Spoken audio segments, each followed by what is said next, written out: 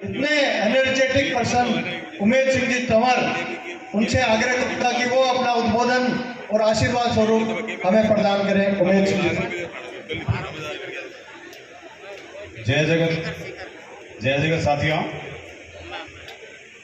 राजस्थान सरकार की शांति अहिंसा विभाग की ओर से आज सीकर की इस दरा में आयोजित इस किसान सम्मेलन में मेरे साथी, मेरे भाई, सीकर के संयोजक भाई शिव भगवान नागा जी और तमाम इस मंच में विराजे हुए राजस्थान के विभिन्न जिलों से आए हुए संयोजकगण, सह संयोजकगण और सामने बैठे किसान साथियों और आप सभी जो ब्लॉक संयोजक, ब्लॉक सह संयोजक, सभी को सादर नमस्कार। साथियों, आज हम लोग दो विषय साथ में लेकर बात कर रहे हैं। एक विषय है गांधी मार्ग, दूसरा विषय है किसान सम्मेलन। गांधी के नजरिए से किसानी खेती कैसी होनी चाहिए, ये अपने आप में एक महत्वपूर्ण बात है जिसे हमें समझना होगा। आपकी जानकारी के लिए मैं बताना चाहता हूं कि इस दुनिया में, इस देश में अगर सबसे बड़ा कोई परोपकारी है तो वो किसान है, जो हल के माध्यम से हमारी किस्मत तैयार करता है। जब किसान हल लेकर अपने खेत में बीज बोने के लिए जाता है तो सबसे पहले वो हल पर हाथ रखकर क्या कहता है? हे भगवान, हे अल्लाह, हे ईश्वर, हे वाहिगुरु, मैं चिड़िया के लिए, कबूतर के लिए, पक्षी के लिए, गाय के लिए, बैल के लिए, पशु के लिए, जीव जंतुओं के लिए, इंसानों के लिए, और अगर बच जाए तो मेरे परिवार के लिए ये खेती कर रहा हूं, ये मुझे सफल करना ताकि इससे अनाज जो उगे उन सबका पेट भर सके, ये सोच बनी किसान। और वो खेती किसानी करने वाला किसान समाज में सबसे ज्यादा कष्ट सहता है। प्रचंड गर्मी पड़ती है तब भी वो खेत में होता है। 50 डिग्री टेम्परेचर होता है, वहां छाया का नाम ही नहीं होता, एक गमछा सर पे रख के वो खेती करता है। इसी तरीके से भयंकर सर्दी पड़ती है, माइनस टेम्परेचर में सर्दी पड़ती है और रात को पानी लगता है, नहर का पानी रात को लगता है, घुटनों से ऊपर पानी में वो चलता हुआ अपने खेतों के लिए पानी लगवाता है। जब हम सब ठिठुर के घर के अंदर 4-4 रजाइयां ओढ़ के बैठते हैं तब भी वो किसान हमारे लिए वहां खड़ा रहता है। और फिर सबसे बड़ी रिस्क, बरसात ज्यादा हो जाए तो रिस्क, नहीं हो तो रिस्क, बहुत ज्यादा हो जाए तो परेशानी, समय पर ना हो तो रिस्क। उसके बाद भी वो कभी भी किसी से शिकायत नहीं करता, क्योंकि ऊपर वाले पर विश्वास करता है और अपना सारा काम ऊपर वाले पर छोड़ता है। और वो अन्नदाता जो है वो सबसे बड़ा है, सबसे महान है। आज के दिन हमें ये सब बात को अच्छी तरह अंगीकार करना है। अब रही बात महात्मा गांधी का किसानी के मामले में क्या दर्शन था, आप सबकी जानकारी के लिए मैं बताना चाहता हूं कि आप सभी गांधी विचारों से जुड़े हुए लोग हैं। भाई शिव भगवान नागा जी ने एक शानदार आयोजन यहाँ किया है। हम सबको संकल्प लेना चाहिए कि हमें अगर गांधी विचारों को ठीक से समझना है और गांधी की नजर में खेती किसानी कैसी होनी चाहिए, वो तब तक नहीं समझ पाएंगे जब तक महात्मा गांधी के वर्धा के सेवाग्राम आश्रम में नहीं जाएंगे, तब तक नहीं समझ पाएंगे कि वो कैसी खेती की कल्पना हमसे करते थे। वो जैसी खेती की कल्पना करते थे उसमें रासायनिक खाद बीज नहीं होता था, उसमें जैविक खेती होती थी। और आपको बता दें कि गाय के गोबर से अच्छी और कोई जैविक खाद नहीं है, इससे सुंदर कहीं भी पौष्टिक खाद नहीं है, कुछ भी। कारण हम इस समय जिस प्रकृति की गोद में बैठे हैं, ये प्रकृति हमें सब कुछ देती है, एक संदेश देती है बहुत बड़ा। वो संदेश क्या है कि हे इंसान, मैं तेरी आवश्यकताओं की पूर्ति करूंगी। हे इंसान, मैं तेरी आवश्यकताओं की पूर्ति करूंगी, लेकिन तेरी लालच की पूर्ति मैं नहीं कर सकती। इसलिए धरती माता जो कहती है, ये जो प्रकृति हमें कहती है, इसको हमें सीखना होगा। अभी आप देख रहे हैं कुछ वर्षों में जब से ये तानाशाही सरकार केंद्र में आई है, धारा 370 हटा दी कश्मीर में। अरे भाई, धारा 370 के पीछे खाली एक तो धर्म का मसला नहीं था, किसी एक राज्य का मसला नहीं था।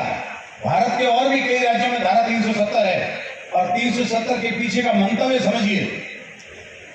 वो प्राकृतिक और वो सौंदर्य जो पहाड़ी का, वनों का, क्षेत्रों का है, वो कायम रहे, इसके लिए ऐसी चीजें लागू की गई।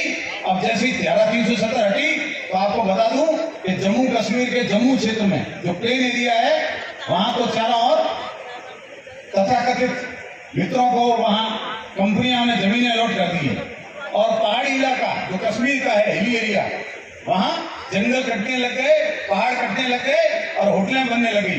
वो भारत के किसी आम इंसान की होटल नहीं है, वो उन लोगों की होटल है जो अभी तथाकथित हमारे प्रधानमंत्री जी के मित्र हैं। तो सोच कर देखिए कितना बड़ा नुकसान हो रहा है।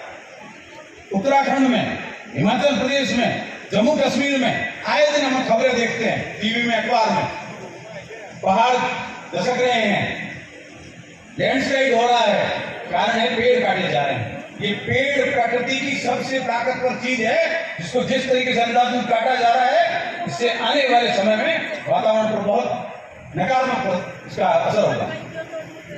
पेड़ उस जमीन को पकड़े रखते हैं, और जिस तरीके से पेड़ काटे जा रहे हैं, उस तरीके से लैंडस्लाइड हो रहा है और जगह जगह नुकसान हो रहा है।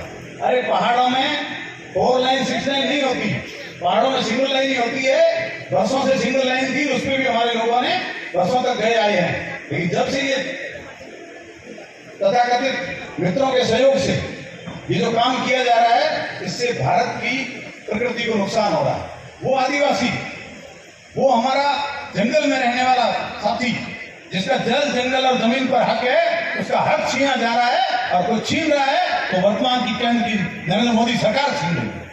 लेकिन एक तरफ अशोक गहलोत जी हैं, राजस्थान के मुख्यमंत्री, जो लगातार ये कोशिश कर रहे हैं कि गांधीवाद और गांधी विचारों का, जो गांधी का दर्शन है, वो जन जन तक पहुंचे। और उनका जो सबसे बड़ा संदेश है, सत्य का, अहिंसा का, प्रेम का, भाईचारे का, सद्भावना का, वो सद्भावना का संदेश हर व्यक्ति तक पहुंचना चाहिए। जब तक एक दूसरे के प्रति हम सद्भावना नहीं रखेंगे, तो वो आशातीत सफलता हमें नहीं मिलेगी जो हम पाना चाहते हैं। इसलिए निवेदन है, आग्रह है, अनुरोध है कि हम तमाम लोग जो यहाँ बैठे हैं, कभी भी किसी से नफरत नहीं करें, कभी भी किसी से द्वेष नहीं रखें, कभी भी किसी से ईर्ष्या नहीं करें। हमसे कोई ईर्ष्या करता भी है तो उसे सहज भाव से मुस्कुराकर, इस कान से सुनकर इस कान से निकाल दें। जितनी ज्यादा गहराई रखेंगे, जितना ज्यादा प्रेम देंगे, जितना ज्यादा स्नेह रखेंगे, जितना ज्यादा बड़ा दिल रखेंगे, तभी हम देश और दुनिया को लेकर चल सकते हैं। ये संदेश माननीय मुख्यमंत्री महोदय लगातार राजस्थान में शांति अहिंसा विभाग का गठन करके कर रहे हैं।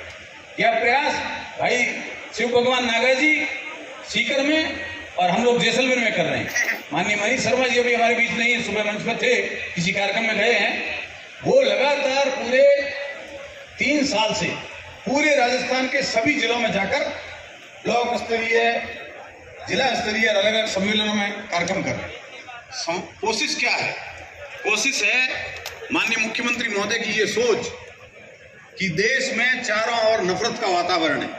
वो लोग जो हमसे मुकाबला नहीं कर सकते, वो लोग जो अयोग्य हैं, वो लोग जो असक्षम हैं, असमर्थ हैं, झूठे हैं, वो हमसे मुकाबला नहीं कर सकते।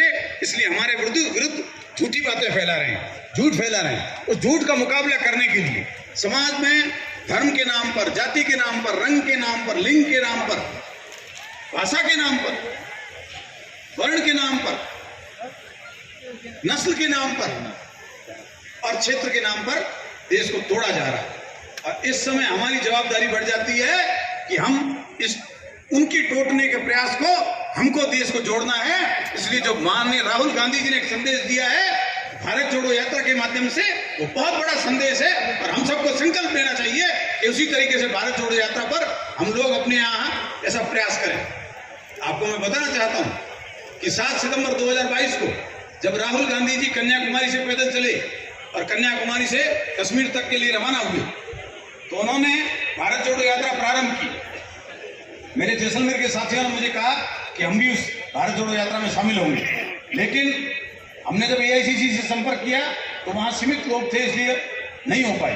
तो हमने एक संकल्प लिया कि हम किस तरह भारत जोड़ो यात्रा में अपना प्रयास कर सकते हैं। तो हमने कोशिश की, हम जैसलमेर में प्रतिदिन सुबह 5 बजे गांधी दर्शन जहाँ गांधी जी की मूर्ति लगी वहां इकट्ठे होते हैं और सुबह 5 बजे शुरुआत में 8-10 लोग शुरू हुए और शहर के अलग अलग गली मोहल्लों में भारत माता की जय, वंदे मातरम, महात्मा गांधी जिंदाबाद, शहीद भगत सिंह जिंदाबाद, सरदार पटेल जिंदाबाद, बाबा साहब अम्बेडकर जिंदाबाद और पंडित जवाहरलाल नेहरू के नारे लगाते हुए हमने प्रभात फेरी शुरू की। आपको मैं बताना चाह रहा हूं कि आज 391 दिन कंप्लीट हो गए, 392वां दिन है, लगातार वो प्रभात फेरी चल रही है जो पूरे भारत में और कहीं नहीं चल रही है। मैं कोई घमंड नहीं कर रहा हूं, मैं जानकारी देना चाहता हूं। एक प्रयास ऐसा होना चाहिए। हमें भी पहले 3 महीने तक किसी ने नोटिस नहीं किया, 3 महीने तक हम गलियों में मोहल्लों में घूमते रहे, किसी ने नोटिस नहीं किया, लेकिन 3 महीने बाद 90 दिन के बाद लोग नोटिस करना शुरू किया और उसके बाद अपने अपने मोहल्लों में लोग पुष्प वर्षा करने लगे, उस प्रभात फेरी पर चाय पिलाने लगे, नाश्ता करवाने लगे, माल्यार्पण करने लगे, स्वागत करने लगे। तो संदेश क्या है? संदेश है भाईचारे का, प्रेम का, अपनत्व का, सर्वधर्म संभाव का। आपस में हम सब मिलजुल कर रहे हैं, इस सद्भावना को जिंदा रखना है, ये प्रयास हम लोग कर रहे हैं। इसके तहत हम कुछ नारे देते हैं। मेरा निवेदन रहेगा कि आप वो अगर नारे आज दोहराएं, मैं भाई सर भाई रूपचंद जी सोनी से कहूंगा कि माइक लें, भाई रूपचंद जी सोनी को कोर्डलेस माइक दिया जाए। हम लोग नारे क्या लगाते हैं मैं बताना चाह रहा हूं आपको। हम जो नारे लगाते हैं वो पहला नारा होता है हमारा, सब धर्मों का हो सम्मान, मानव मानव एक समान। आप कहेंगे मानव मानव एक समान। सब धर्मों का हो सम्मान, मानव मानव एक समान। अभी लंच हुआ है, शिव भगवान जी ने बहुत अच्छी व्यवस्था की खाने की, आवाज आपकी तरफ से भी आनी चाहिए। सब धर्मों का हो सम्मान, मानव मानव एक समान। हिंदू मुस्लिम सिख ईसाई आपस में है भाई भाई, जैन पारसी बौद्ध बहाई आपस में है भाई भाई, हिंदू मुस्लिम सिख ईसाई आपस में है भाई भाई, जैन पारसी बौद्ध बहाई आपस में है भाई भाई। भिन्न भाषा भिन्न वेश, भारत अपना एक देश, भिन्न भाषा भिन्न वेश, भारत अपना एक देश। भारत माँ के सब हैं लाल, धर्म वेद का कहाँ सवाल, धर्म भेद का कहाँ सवाल।